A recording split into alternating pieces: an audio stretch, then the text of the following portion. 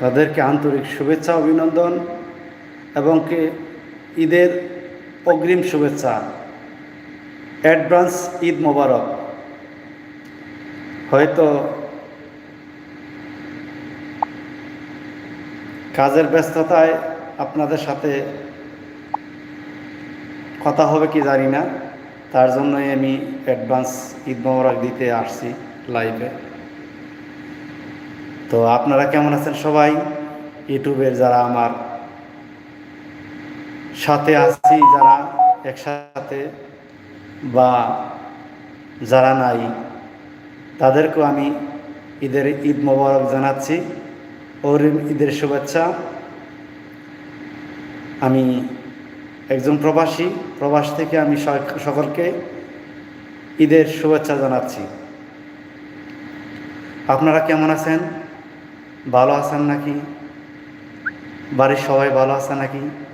সবসময় বাড়ির দিকে খেয়াল রাখবেন, কারণ আমরা প্রবাসে আসছি আমাদের বাড়ির জন্য। আত্মীয় স্বজন পরের বিষয়, এরা তো থাকবেই, বন্ধুবান্ধব পরের বিষয়টা থাকবে, সবার নিয়েই চলতে হবে। তারপরও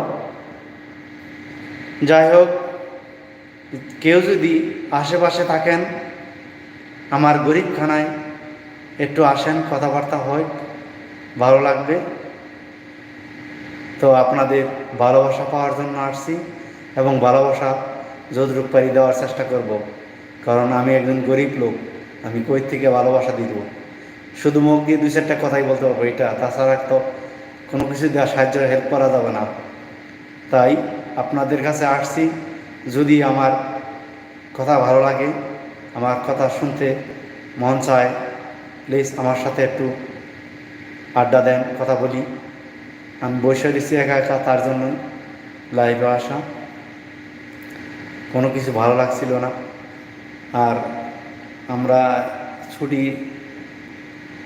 শুরু হয়ে গেছে, ছুটি কাটাইতেছে অনেকেই, কিন্তু আমার ভাগ্যের বিষয়, আমার ছুটি নেই কোনো, রেডিতে আছি।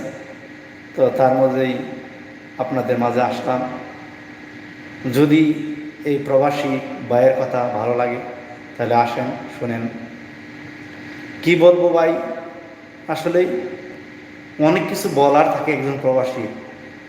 সবার মুখে, সবার বুকে সবারই কষ্ট আছে, কিন্তু একজন প্রবাসীর বুকে কতটুকু কষ্ট যে থাকে আর যারা থাকে তারাই বোঝে।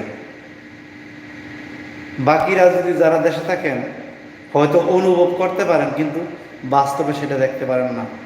দেখেন না, এখন বর্তমানে ঈদের মৌসুম, গরু বাছুর কেনাকাটার একটা একটা পড়ে গেছে, আনন্দ ফুর্তি চলছে না বর্তমানে। এই হাটে ও হাটে গরু কেনার জন্য ব্যস্ততা, কে গরু কত টাকাতে কিনলো, কার গরু কেমন, এটা একটা আনন্দ ফুর্তি। কিন্তু আমাদের কি নসিব দেখেন, অনেক বছর যাবৎ আমি প্রবাস আছি ভাই, অনেক বছর যাবৎ ঈদ করি না, ফ্যামিলির সাথে ঈদ করতে পারি না। দুঃখের বিষয়, আমার মতো অনেক কাঙ্গালি যারা আছে প্রবাসে থাকেন, হয়তো মুখের মধ্যে হাসিটা দেখবেন, কিন্তু অন্তরের ভিতরে যে কত কষ্ট ওই প্রবাসীরাই জানে শুধু। বাকিরা সব কতটুকু বুঝতে পারেন, অনুভব করতে পারেন, সেটা তো তারাই বুঝতে পারেন। দেখেন, আসলে এই কথা বলতে গেলে শেষ হবে না। এরকম যদি একজন প্রবাসী কথা শুরু করে, শেষ হবে না কখনো। তার যে কত কাহিনী, গল্প। তো এইটা যদি আমাকে ভালো লাগে, আমার লাইভে অংশগ্রহণ করতে পারেন। কেউ যদি থাকেন আসেন।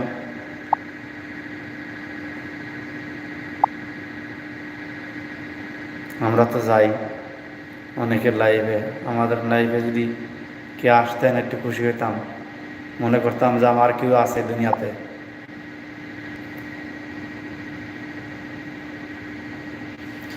যাই হোক, ভালো থাকবেন, সুস্থ থাকবেন, এটাই কামনা করি।